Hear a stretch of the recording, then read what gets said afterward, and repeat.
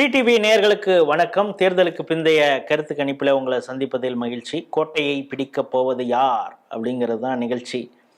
ஒவ்வொரு சட்டமன்ற தொகுதியாக பார்த்துட்டு வரோம், மாவட்ட வாரியாகவும் பார்த்துட்டு வரோம். அந்த வகையில் சேலம் மாவட்டத்தில் ஓமலூர் சட்டமன்ற தொகுதியை நம்ம பார்க்குறோம்.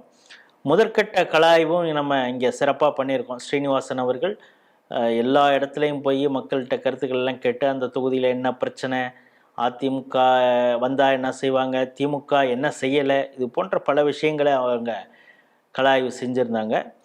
இங்கே 2021 6 மணி அதிமுக, அவர் காங்கிரஸ் மோகன் குமாரமங்கலம், ஒரு ட்ரெடிஷ்னலான ஒரு காங்கிரஸ் குடும்பம், அவரையே வெற்றி பெற்றவர் அப்படிங்கிறத பார்க்கலாம். 57% வாக்குகளை வாங்கி வெற்றி பெற்றிருக்காரு.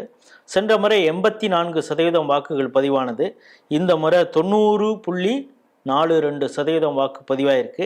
இந்த முறையும் மணிதான் அதிமுக சார்பாக போட்டியிடுகிறார். ஆனால் திமுக தனது எப்பவும் போல, போன முறை காங்கிரஸ் கொடுத்தாங்கன்னா இந்த முறை தேமுதிக கொடுத்துருக்காங்க. ஏஆர் இளங்கோவன் போட்டி போடுகிறார். தாவேகா புதுசாக வந்திருக்குது, அவங்க எந்த அளவுக்கு இந்த பகுதியில் தாக்கத்தை ஏற்படுத்துகிறாங்கன்னு கேட்டு தெரிஞ்சுக்குவோம். வணக்கம்.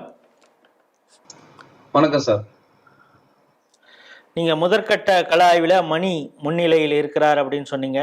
இப்போ தேமுதிக போட்டி போடுகிறது. தேமுதிகவுக்கு திமுக எந்த அளவுக்கு ஆதரவு கொடுத்துருக்காங்க, காங்கிரஸ் எந்த அளவுக்கு ஒருங்கிணைந்து செயல்பட்டிருக்காங்க, யாருக்கு வாய்ப்பு? கட்டாயம் இந்த முறையும் மணிக்கு தான் வாய்ப்பு. மணி ஓட்டுக்கு 1000, இளங்கோவன் ரூரல் பகுதி ஃபுல்லா 500, காடையாம்பட்டி பகுதியில 1000 அப்படி பணம் கொடுத்துருக்குறாங்க ஓட்டுக்கு. இருந்தாலும் கூட இளங்கோவன் கூட பெரிய அளவுல திமுகவோ காங்கிரஸோ இணைஞ்சு வேலை செஞ்சாங்களான்னு கிடையாது. நிறைய இடத்துல அவங்க எல்லாம் சுவிட்ச் ஆஃப் மோடுக்கு போயிட்டாங்க. திமுக ஏதோ அவங்க பிரேமலதா வந்த ஒரு சில காரணத்தினால அந்த டைம் மட்டும் கொஞ்சம் கூட்டத்தை காமிச்சாங்க. அதுலயும் நிறைய மக்கள் மத்தியத்துல அந்த கூட்டம் 200 ரூபா கூட்டிட்டு வந்ததுல பிரச்சனை ஆகி போச்சு. அதுலயும் அவங்க கட்சிக்காரர்கள்லாம் அவங்களுடைய சொந்த அலுவலகத்தை மூடிட்டு போற கண்டிஷனு இங்க கூத்தெல்லாம் நடந்தது. இங்க காடையாம்பட்டி பகுதியில் திமுகவுடைய ஒன்றிய செயலாளர் அதை மூடிட்டு போயிட்டாங்க. அந்த மாதிரிலாம் சொல்றாங்க மக்கள். இருந்தாலும் கூட விசிக பெருமளவுல இந்த பகுதியில காலூன்றி இருக்கக்கூடிய ஒரு பகுதி ஓமலூர் தொகுதி. அந்த பட்டியலின சமுதாய மக்கள் அதிகப்படியான வன்னியர்களுக்கு அடுத்த இடத்துல இருக்கக்கூடிய எண்ணிக்கையில் இருக்கக்கூடியவங்க.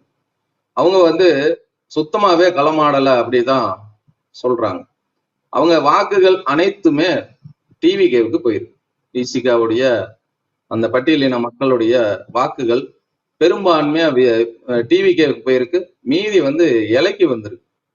திமுகவுக்கு கட்சியில பாரம்பரியமா இருக்கக்கூடியவங்களுக்கு திமுகவுக்கு ஓட்டு போட்டிருக்கிறாங்க பட்டியலின மக்களை பொறுத்த வரைக்கும். அதே சமயம் மற்ற சமுதாய மக்கள் ஏடிஎம்கால இருக்கிறவங்க டிவிகேவுக்கு போட்டிருக்கிறாங்க. அது மறுக்கவே முடியாது. அதுவும் வயது வித்தியாசம் இல்லாம. விஜய் கடைசி நாள் பிரச்சாரத்துல நீங்க ஒரு தகப்பனாருடையோ தாத்தாவுடையோ பாட்டியோடையோ ஒரு சாக்லேட் கேட்டு நீங்க எந்த அளவுக்கு தொந்தரவு பண்ணி நீங்க சாக்லேட்டை வெற்றிகரமா வாங்குவீங்களோ அதே போல இந்த விஜய் மாமாவுக்கு நீங்க என்ன பண்ணுவீங்களோ செஞ்சு ஓட்டு வாங்கி கொடுக்கணும் அப்படின்னு சொன்னதை தாரக மந்திரமா குழந்தைகள்லாம் ஏற்றுக்கிட்டு எல்கேஜி யூகேஜி படிக்கிற பசங்க அவங்களுடைய வீட்டு மேல தாவேகாவுடைய கொடியை ஏற்றக்கூடிய சூழல் நிறைய இங்க பார்க்க முடிஞ்சது. அந்த குழந்தைகள் அவங்க தகப்பனாரையும் அவங்களுடைய தாயாரையும் பாட்டியாரையும் பாட்டனாரையும் மிரட்டி வாக்கு போட வச்சிருக்கிறாங்க. இது ரொம்ப கவனிக்கக்கூடிய விஷயம். இது பல சட்டத்திட்டங்கள் இதெல்லாம் கட்டுப்படுத்துதுன்னு சொல்றாங்க. ஜே ஆக்ட் எல்லாம் இருக்குது அப்படின்னு சொல்றாங்க. தேர்தல் ஆணையத்துக்கிட்ட இது சம்பந்தமா யாரோ ஒரு நிருபர் கேட்டாங்க, நீங்க ஏதாவது இது சம்பந்தமா நீங்க வழக்கு பதிவு இருக்குதா, யாராவது கம்ப்ளைண்ட் பண்ணியிருக்கிறாங்களா, நாங்க நடவடிக்கை எடுக்கிறோம்னு அந்த தமிழக தேர்தல் ஆணையர் அசால்ட்டா சொல்லிட்டு போயிட்டாங்க. ஆனா ரொம்ப வருந்தத்தக்க செய்தி, அடுத்த தலைமுறை குழந்தைகள் அரசியல்ல ஈடுபடுத்துறது, 18 வயசுக்கு உள்ளார இருக்கிறவங்களை ஈடுபடுத்துறது மிகப்பெரிய கொடூரமான செயலா நம்மளுடைய இந்திய அரசாங்கம் சட்ட வகைகள் வகைப்படுத்துது. ஆனா இதெல்லாம் தேர்தல் ஆணையம் கவனத்தில் கொள்ளாது இருக்குது. இது சம்பந்தமா கோயம்புத்தூர்ல ஒரு வழக்கும் பதிவாயிருக்கிறதா செய்திகளை பார்க்க முடியுது. ஆனா ஏதாவது நடவடிக்கை எடுத்தாங்களான்னு பார்த்தா இதுவரையில் எந்த நடவடிக்கையும் எடுக்கல. ஒரு எஃப்ஐஆரும் போட காணோம். இருந்தாலும் கூட நம்ம இதை கவனிக்கணும். என்ன செய்யறது அப்படின்னு ஒன்னும் விழிப்புதுங்கி போய் இருக்கிறாங்க. இருந்தாலும் இந்த பகுதியில் வந்து பாத்தீங்கன்னா 10,000 இருந்து 20,000 வாக்குகள் வித்தியாசத்துல திரும்ப மணியை வெற்றி பெறக்கூடிய ஒரு சூழல் உள்ளது. நாம் தமிழர் வந்து 5,000 வாக்குகள் 5,000 இருந்து 10,000 வாக்குகள் பெறலாம். மணி அவங்க வந்து பாத்தீங்கன்னா ஏடிஎம்கே சேர்ந்த மணி அவங்க 10,000 இருந்து 20,000 வாக்குகள் அப்படி அந்த வித்தியாசத்துல வெற்றி பெறறதுக்கான அதிக வாய்ப்பு தெரியுது. அதே சமயம் டிவிக்கே வந்து 30,000 40,000 வாக்குகள் பெறாங்க. அது வந்து மிகப்பெரிய எண்ணிக்கை நம்ம மாவட்டத்துல. நாம் தமிழர் கட்சி பாத்தீங்கன்னா 5,000 10,000 வரைக்கும் வாக்குகள் பெறாங்க. இது வந்து பாத்தீங்கன்னா இந்த டிவிக்கே வந்து தேமுதிகவுக்கு சீட்டு ஒதுக்கிய காரணத்தினால திமுகவும் காங்கிரஸ் இவங்கெல்லாம் வந்து சரியா வேலைப்பாடு செய்யாதனால விசிகே வந்து சுத்தமா சுவிட்ச் ஆஃப் ஆயிட்டாங்க. அதனால வந்து இந்த ஓட்டெல்லாம் டைவெர்ட் ஆகி டிவிகேக்கு போயிருக்குது. மெயினா அந்த குழந்தைகளை வந்து பாத்துக்கணும்.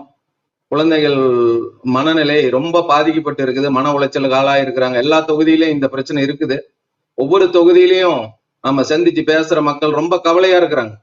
4ஆம் தேதி ரொம்ப கவனமா எலெக்ஷனை நம்ம டிவியில பார்க்காம குழந்தைகளை கவனிச்சுக்கணுங்கிறது ரொம்ப அத்தியாவசியமா இருக்கு.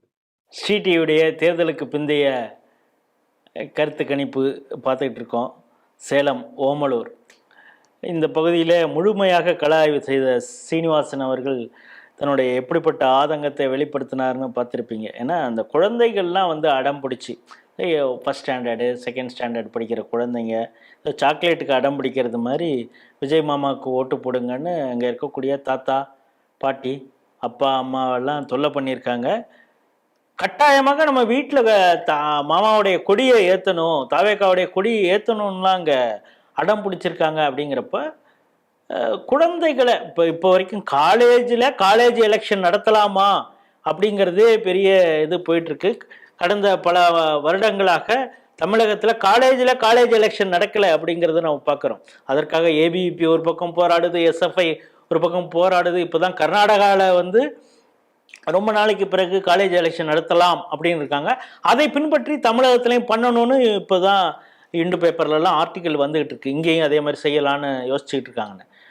கல்லூரி படிக்கக்கூடிய மாணவர்களுக்கே அப்படின்னா எலிமெண்ட்ரி ஸ்கூலில் படிக்கக்கூடிய குழந்தைங்கள் அரசியல் பேசுறதுங்கிறது எந்த அளவுக்கு சரி அப்படின்னு ஆதங்கத்தை வெளிப்பட்டிருக்காங்க.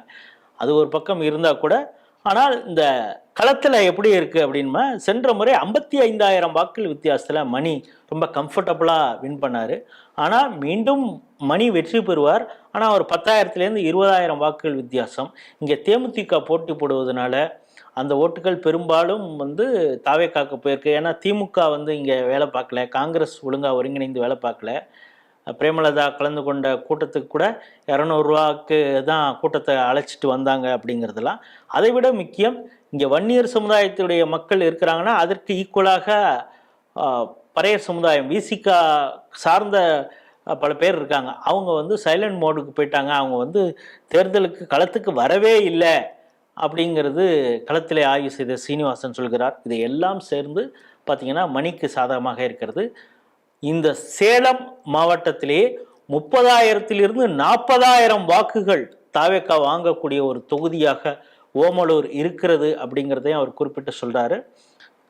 ஓமலூர் சட்டமன்ற தொகுதியில் மீண்டும் மணியே வெற்றி பெறுவார், இலை துளிர்க்கும் அப்படிங்கிறது தான் ஸ்ரீடிவியுடைய தேர்தலுக்கு பிந்தைய கருத்து கணிப்பு. மீண்டும் வேறொரு சட்டமன்ற தொகுதியில் சந்திப்போம். நன்றி, வணக்கம்.